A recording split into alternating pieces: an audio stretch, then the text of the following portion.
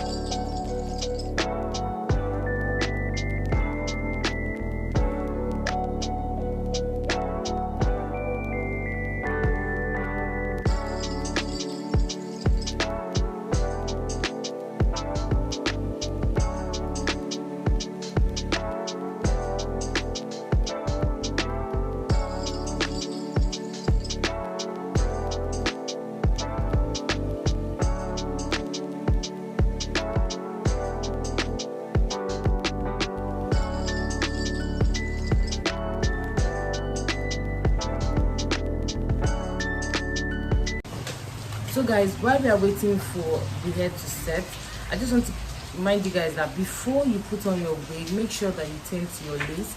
Either you use a tint or you use a foundation if you can't find one. This is the foundation that I use to tint this lace, the lace of the net, to match my hair. It's a bit lighter than my skin tone, so you can see that like the line where it stopped is showing on my head.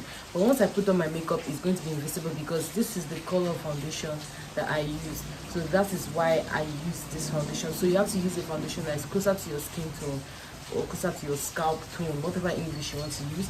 Then for more like hold on your head, before you put on your lace on your scalp, you have to apply this got2be glue on your head. Like you apply it, wait for a few seconds, allow it to dry, then you put the wig on top before you then go ahead to use the melting spray. So whichever one is best. This, I'm going to take it off this night, so that's why I have to use that. I'll just try to show you guys the fast, easy way for you guys to put on your wig on the go. So yes guys, so let's get back into the video.